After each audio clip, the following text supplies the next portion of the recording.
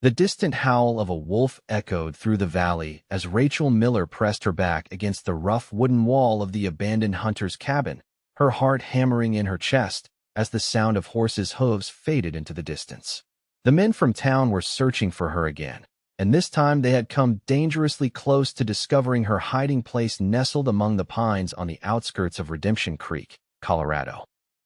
It was September 1875, and for the past 3 weeks, Rachel had been living like a ghost, hiding from everyone in the small mining town that had once welcomed her as the new schoolteacher. Now, they wanted her dead or worse. Rachel peered through a crack in the boarded-up window, her breath creating small clouds in the chilly autumn air. The cabin had no proper stove, just a small fireplace that she rarely used for fear the smoke would give away her location. Her fingers, red and chapped from the cold, trembled as she pulled her threadbare shawl tighter around her shoulders. She hadn't eaten in nearly 2 days. The last of her provisions stolen from the general store during her desperate flight from town had run out, and hunger gnawed at her empty stomach. Rachel slumped to the floor, tears welling in her eyes. Perhaps it would be easier to surrender, to face whatever fate awaited her. At least then the hiding would end. As darkness fell, Rachel curled up on her makeshift bed of old blankets, trying to ignore the pangs of hunger.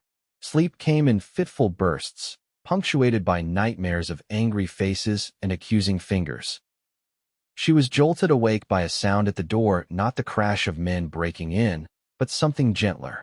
A soft thud, followed by retreating footsteps. Rachel froze, listening intently. Silence reclaimed the night.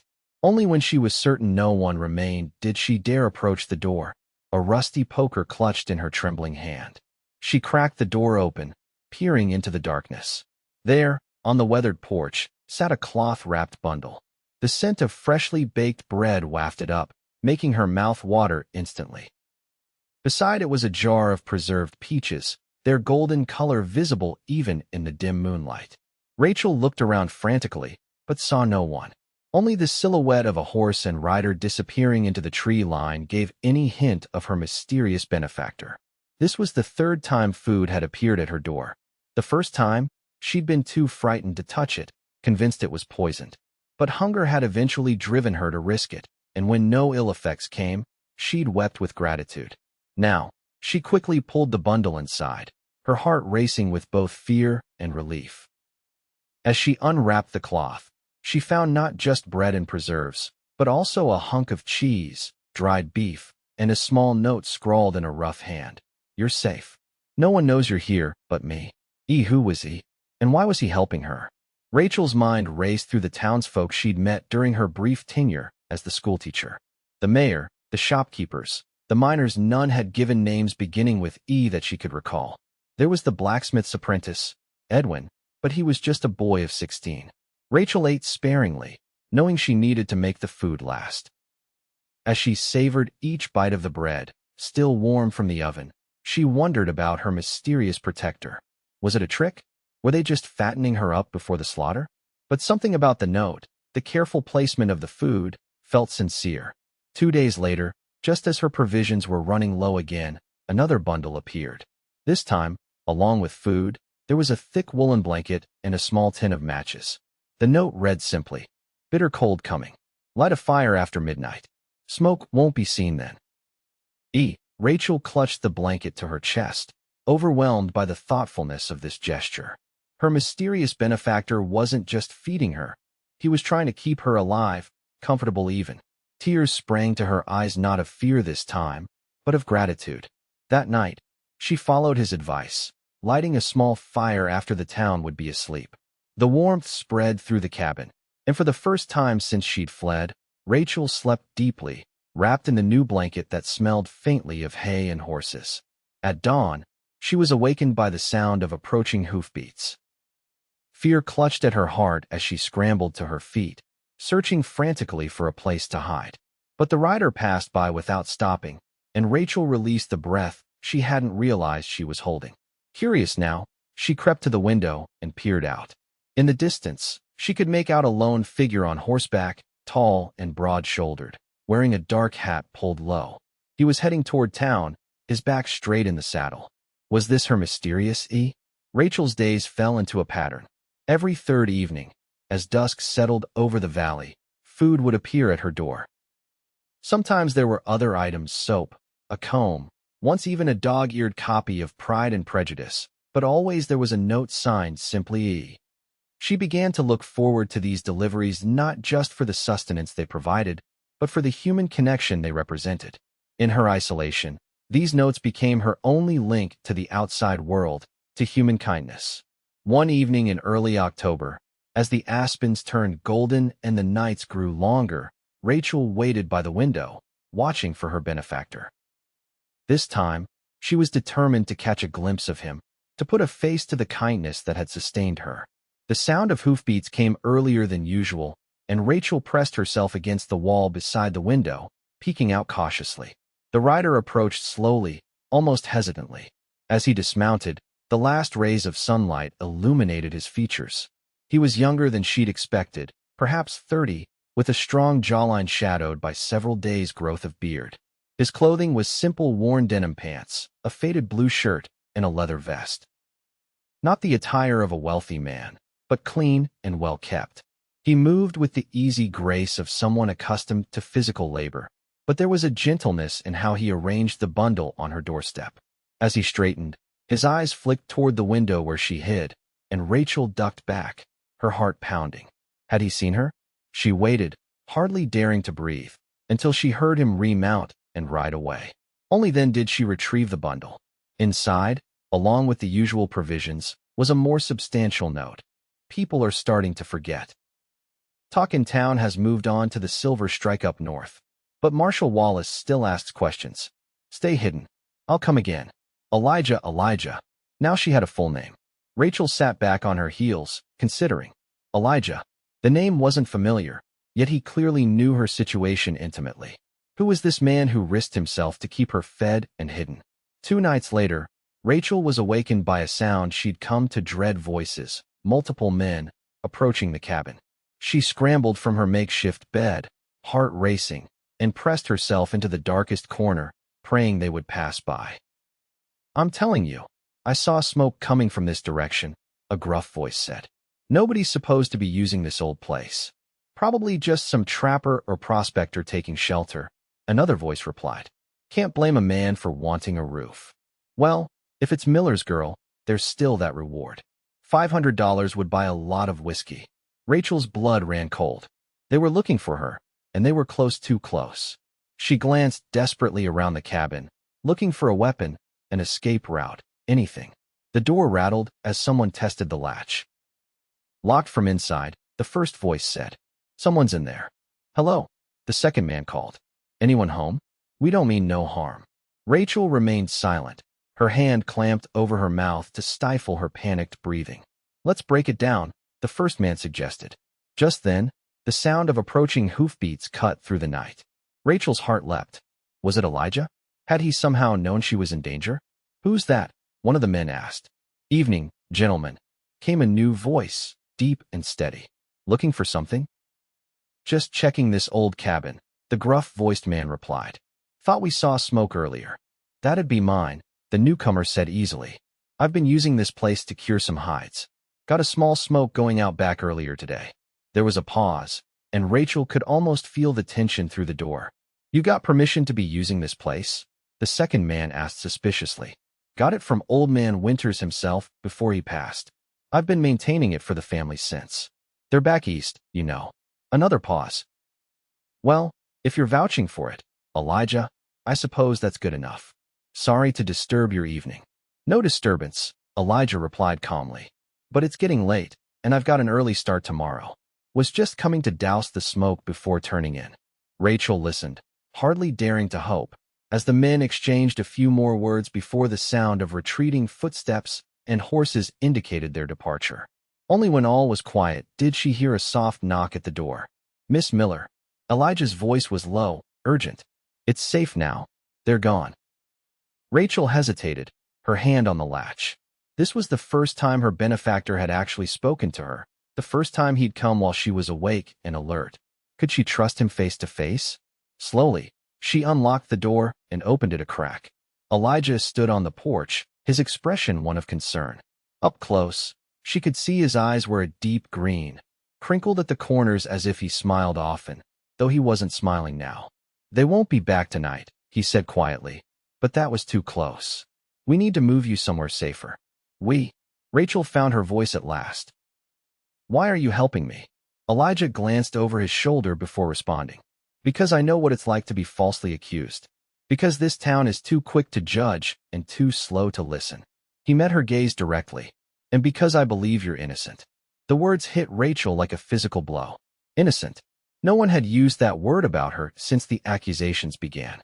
Tears welled in her eyes before she could stop them. "I didn't do it," she whispered. "I swear I didn't." "I know," Elijah said simply. "Now, can you be ready to travel by dawn? I know a place where you'll be safer, my sister's homestead, about 20 miles north. It's remote, and she's discreet." Rachel nodded, overwhelmed by this sudden change in her circumstances. "I don't have much to pack." "Good. I'll return before first light." He tipped his hat and turned to go, then paused. "And Miss Miller? Try to get some rest. You're not alone anymore." As promised, Elijah returned just as the eastern sky was beginning to lighten. Rachel had spent the night gathering her few possessions and trying to calm her racing thoughts. Who was this man, really? Could she trust him with her life? She had little choice. He arrived leading 2 horses, his own sturdy chestnut gelding and a smaller, gentle-looking mare. "This is Maple," he said, patting the mare's neck. "She's steady and sure-footed. Good for a beginner." "How did you know I'm not experienced with horses?" Rachel asked, approaching cautiously. A hint of a smile crossed Elijah's face. "School teachers from Boston rarely are." Rachel couldn't help but return his smile. "I suppose that's true enough." With Elijah's assistance, Rachel mounted Maple, clutching the saddle horn nervously as the horse shifted beneath her. He handed her a bundle. "Trousers and a shirt," he explained at her questioning look. "More practical for riding, and less likely to draw attention. You can change when we stop to rest." They set off as the first rays of sunlight gilded the tops of the pines. Elijah led them away from the main trails, following game paths and dry creek beds, always alert for signs of other travelers. Rachel, sore and unused to riding, nevertheless found herself relaxing slightly in Elijah's capable presence. During a brief stop to rest the horses, Rachel changed into the clothing Elijah had provided, grateful for the practicality despite the impropriety. When she emerged from behind a stand of bushes, she felt self-conscious until she caught Elijah's approving nod. "Suits you," he said simply, before turning back to adjusting his horse's saddle. As they rode, Rachel gradually worked up the courage to ask the question that had been burning in her mind. "How did you know?" "That I was innocent, I mean." Elijah was silent for so long that Rachel thought he might not answer. When he finally spoke, his voice was measured, thoughtful. "I was there that night, at the back of the saloon. I saw what really happened." Rachel's breath caught. "Then I know that Mayor Harmon's son, that entitled little weasel Frederick, was the one who stole from the school fund. I saw him slip the money pouch into your reticule while you were distracted. And I saw the look of genuine shock on your face when the marshal found it there. Why didn't you speak up?" Rachel couldn't keep the accusation from her voice. Elijah's shoulders tensed. "I tried. But who would believe the word of a ranch hand over the mayor's son? Especially a ranch hand with my history." "What history?" Elijah glanced at her, his expression guarded. "That's a story for another time. For now, let's focus on getting you to safety." They rode in silence for a while, each lost in their own thoughts. The landscape changed gradually, the dense pine forest giving way to rolling hills dotted with aspen groves, their leaves a brilliant gold against the blue October sky. By mid-afternoon, they crested a hill, and Elijah reined in his horse. Below them lay a small valley, sheltered by hills on 3 sides. A neat cabin stood near a stream, smoke rising from its chimney. A split-rail fence enclosed a vegetable garden and a small barn. "My sister's place," Elijah said, a note of pride in his voice. "She homesteaded it 5 years ago, after her husband died. Runs it herself with just occasional help from me." "It's lovely," Rachel said sincerely. The homestead had a peaceful, welcoming air that made her throat tighten with longing. How long had it been since she'd felt at home anywhere? As they approached, a woman emerged from the cabin, shading her eyes against the afternoon sun. She was tall and straight-backed, her dark hair streaked with silver and pulled into a practical bun. She wore a simple work dress and a leather apron. "You're late," she called to Elijah. "I expected you hours ago. Had to take the long way," he replied, dismounting and helping Rachel down from her horse. "Rose, this is Miss Rachel Miller. Rachel, my sister, Rose Cooper." Rose's keen gray eyes, so like her brother's, assessed Rachel thoroughly. Whatever she saw must have satisfied her, because she nodded once, decisively. "Come inside. You look like you could use a hot meal and a proper rest." The cabin's interior was simple but comfortable, with braided rugs covering the plank floor and curtains at the windows. A large fireplace dominated one wall, with a rocking chair pulled up close. Everything was spotlessly clean and well-ordered. Rose bustled about, setting places at the table and ladling stew from a pot hanging over the fire. "Sit, both of you." "Elijah, there's coffee on the stove." Rachel sank gratefully into a chair, suddenly aware of how exhausted she was. The smell of the stew made her stomach growl embarrassingly. "Eat," Rose said, placing a heaping bowl in front of her. "Questions can wait until you've had food and rest." Rachel didn't need to be told twice.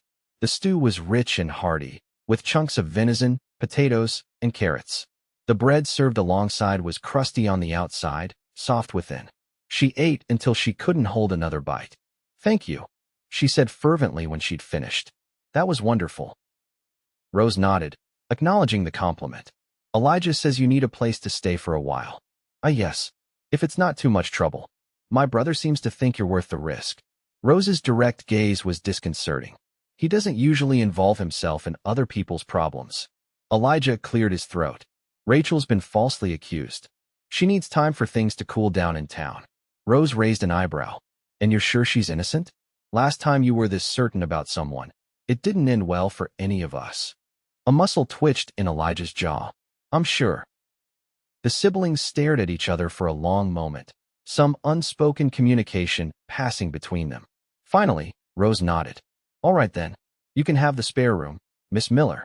It's small, but it's private. And there's plenty of work to be done around here, if you're willing." "Of course," Rachel said quickly. "I want to earn my keep." "Good.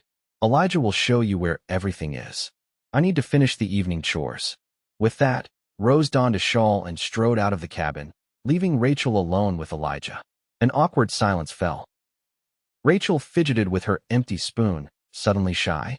"Your sister seems formidable." Elijah's mouth quirked in a half-smile. "Rose has had to be tough. She's faced more than her share of hardship." He stood, collecting the dishes. "Come on, I'll show you to your room." The spare room was indeed small, just large enough for a narrow bed, a chest for clothing, and a small table with a basin and pitcher. But to Rachel, who had spent weeks sleeping on the floor of a drafty cabin, it seemed luxurious. "The outhouse is around back," Elijah explained.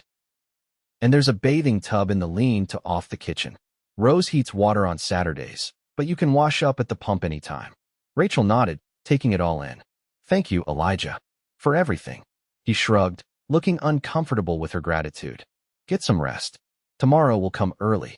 After he left, Rachel sat on the edge of the bed, running her hand over the clean, worn quilt.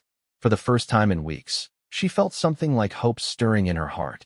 She wasn't alone anymore. Someone believed her. And maybe, just maybe, she would find a way to clear her name. The next few weeks settled into a routine. Rachel rose early each morning, helping Rose with the chickens and the milking before breakfast. The work was hard but satisfying, so different from teaching that it felt like a different life entirely.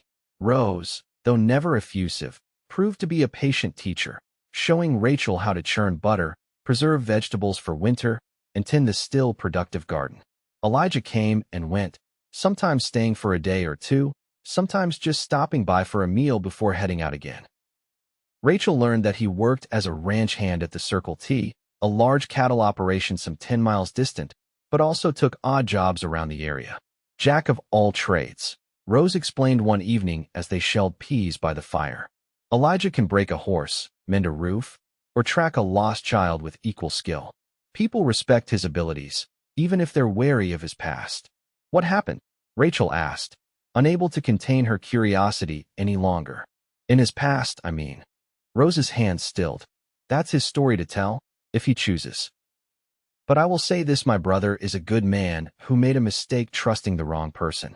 He's paid for it many times over. Before Rachel could press further, the door opened, and Elijah himself entered, bringing with him the crisp scent of autumn and the first snowfall. "Storm's coming," he announced, stamping his boots on the threshold. "Big one, from the look of the clouds. I've brought extra firewood and supplies." Rose nodded, accepting this news without comment. "You'll stay tonight then? If that's all right. Don't want to get caught in the open when this one hits." Later, after Rose had retired, Rachel found herself alone with Elijah by the fire. He was whittling something, a small animal figure. It appeared his large hands surprisingly deft with the small knife. "Can I ask you something?"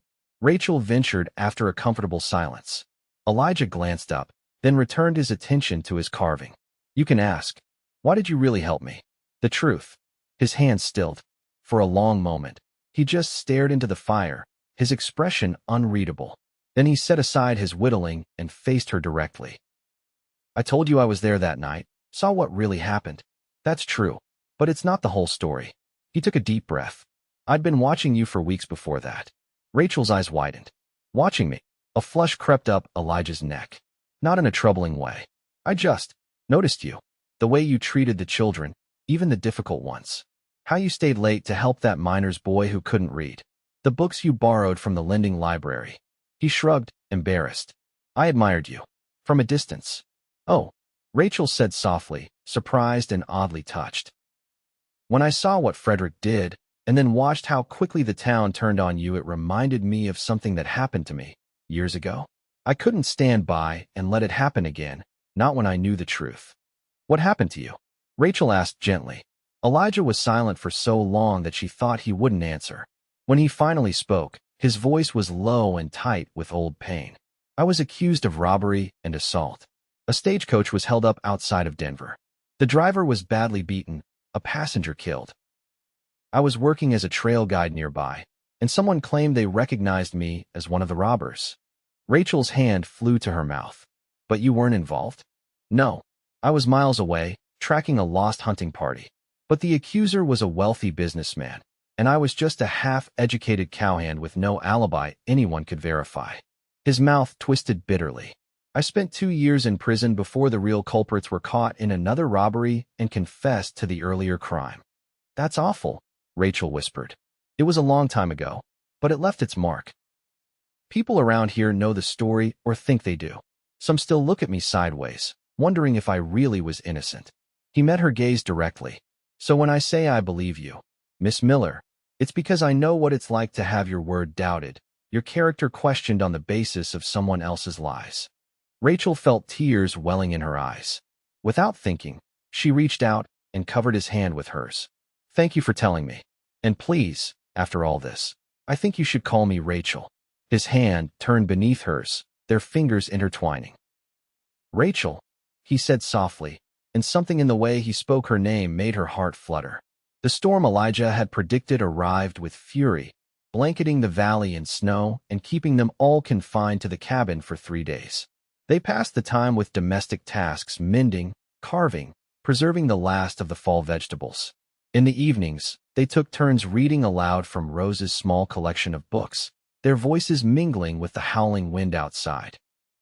Rachel found herself watching Elijah more and more, the way his eyes crinkled when he smiled, the careful precision of his movements, the deep timbre of his voice as he read passages from The Last of the Mohicans. Something was growing between them, something warm and fragile and precious. On the 4th day, the storm finally abated, leaving a transformed landscape of pristine white. Elijah announced he needed to check on the livestock in the barn, and Rachel volunteered to accompany him. Outside, the world was eerily silent, the snow dampening all sound. Their breaths formed clouds in the frigid air as they trudged through knee-deep drifts to the barn. Inside, it was warmer, filled with the comforting smells of hay and animals. Rose's 2 milk cows lowed softly in greeting, and the horses nickered from their stalls. "They've weathered it well," Elijah said, checking each animal carefully. "No signs of distress." Rachel stroked Maple's velvet nose, smiling when the mare lipped at her palm, searching for treats. "I've grown fond of her." Of all of this, actually. It suits you, Elijah observed, leaning against a stall door. Country life. I never thought it would. In Boston, I was always surrounded by people, by noise and activity. I thought I'd be terribly lonely out here. She looked around the snug barn, then back at Elijah. But I'm not. Not at all. He stepped closer, his eyes never leaving hers. Rachel, the barn door flew open, letting in a gust of cold air and rose, her face tight with worry. Riders coming, she said without preamble. 4 of them. From town. Elijah's expression hardened instantly. Did you recognize them? Marshal Wallace for certain. Maybe the mayor. Couldn't make out the others at this distance. Rachel felt her newfound peace shatter. They found me. We don't know that, Elijah said, but his tone lacked conviction. Could be routine patrol. 4 riders in this weather isn't routine, Rose countered. What do you want to do? Elijah thought for a moment, his jaw set. No point in running. Snow's too deep, and they'd follow our tracks. Better to face them head on. He turned to Rachel. Stay in the barn. If things go badly, there's a trap door in the tack room floor. It leads to a root cellar and then a tunnel that comes out by the creek. Rose will show you. I'm not hiding again, Rachel said firmly, surprising herself with her resolve. I've done nothing wrong. It's time I stopped acting like I have. Elijah studied her face, then nodded slowly. All right, but let me do the talking, at least at first. They returned to the cabin and waited, tension mounting as the sound of approaching horses grew louder. Finally, there was a knock at the door. Elijah opened it to reveal Marshal Wallace, a stocky man with a weathered face and cold eyes. Behind him stood Mayor Harmon, the town doctor, and a 4th man Rachel didn't recognize. Morning, Marshal, Elijah said calmly. What brings you all the way out here in this weather? Wallace's eyes flicked past him to where Rachel stood by the fireplace. I think you know exactly why we're here, Reynolds. You're harboring a fugitive. Miss Miller is a guest of my sister's. Last I checked, hospitality wasn't a crime in Colorado territory. Theft is. The mayor cut in, his florid face twisted with disdain, as is fleeing justice. Rachel stepped forward, ignoring Elijah's warning glance. I didn't steal anything, Mayor Harmon. Your son planted that money in my reticule, and you know it. The mayor spluttered in outrage. How dare you accuse my Frederick? He's a respected citizen, while you're nothing but a witness, Elijah interrupted coolly. I saw the whole thing, Mayor. Saw your son slip that money pouch into Miss Miller's bag while she was distracted. And I'm prepared to testify to that effect. There was a moment of stunned silence. Then the mayor found his voice again, though it shook with anger. You expect anyone to believe the word of an ex-convict over my son? You're delusional, Reynolds. Maybe they won't believe just me, Elijah conceded. But they might believe me and Doc Simmons here. All eyes turned to the doctor, a slight man with spectacles and a trimmed beard, who shifted uncomfortably under the attention. I may have seen something that night, he admitted reluctantly. I was at the back of the saloon, treating a miner with a broken finger. I didn't want to get involved, but... He glanced at Rachel apologetically. I did see young Frederick near Miss Miller's table, acting suspiciously. The mayor's face purpled. This is outrageous. A conspiracy. No conspiracy, the 4th man said, speaking for the first time. Rachel now recognized him as the editor of the local newspaper. Just the truth coming to light. I've been doing some investigating of my own, Mayor. Your son has a history of such behavior. 3 other incidents I've uncovered, all hushed up with your money and influence. Marshal Wallace, who had been silent throughout this exchange, finally spoke. Is this true, Harmon? Have you been covering for the boy? The mayor blustered and denied, but his guilty face told the truth. The marshal shook his head in disgust. Miss Miller, he said, turning to Rachel. It appears I owe you an apology. I should have investigated more thoroughly before issuing that warrant. Relief flooded through Rachel so intensely that her knees nearly buckled. Elijah was at her side instantly, his hand at her elbow, steadying her. What happens now? She asked, finding her voice. Justice happens, the marshal said grimly. I'll be having a long talk with young Frederick when we get back to town, and I imagine the school board will want to speak with you about resuming your position, if you're willing. Rachel glanced at Elijah, then at Rose, who had remained a silent, watchful presence throughout. I need to think about that. After a few more minutes of discussion, the visitors prepared to leave. The mayor, thoroughly cowed, avoided everyone's eyes as he mounted his horse.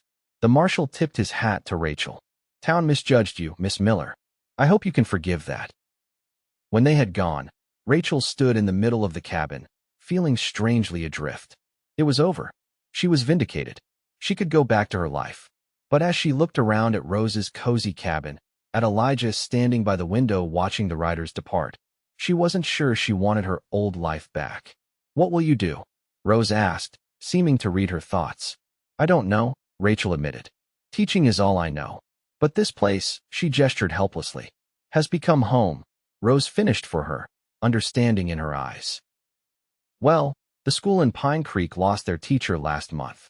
It's only 7 miles from here." Hope flickered in Rachel's chest. "Really? Really?" Elijah confirmed, turning from the window. "It's a small school, just 12 children. The pay isn't much, but I could stay here," Rachel said softly, her eyes finding his. "Near here, I mean." Elijah crossed the room to stand before her, taking both her hands in his. "I'd like that very much," he said, his voice rough with emotion. "I've grown rather accustomed to having you around." Rose cleared her throat pointedly. "I think I need to check on the chickens," she announced, donning her coat and heading for the door. "Might take a while." When they were alone, Elijah's grip on Rachel's hands tightened. "When I thought they were going to take you away, I realized something," he said quietly. "I don't want to go back to a life without you in it." Rachel's heart soared. "I don't want that either. I can't offer you much.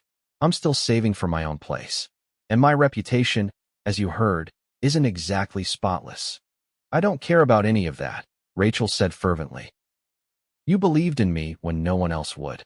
You risked everything to help me. How could I not fall in love with you?" Elijah's eyes widened at her bold declaration. Then a slow, radiant smile spread across his face. "I love you too, Rachel Miller. Have since I first saw you reading to those children on the school steps." He pulled her close, and when his lips met hers, Rachel felt as though all the fear and loneliness of the past months melted away. Here, in his arms, she was finally home. Spring came to the valley, melting the snow and bringing new life. Rachel, now the teacher at Pine Creek School, rode Maple back to Rose's cabin each afternoon, often finding Elijah waiting for her. He had taken a job as foreman at a nearby ranch, allowing him to visit regularly. On a particularly beautiful May evening, as they walked hand in hand along the creek that bordered Rose's property, Elijah stopped beneath a flowering apple tree. "I have something to show you," he said, a hint of nervousness in his voice. He led her through a stand of pines to a clearing she hadn't seen before.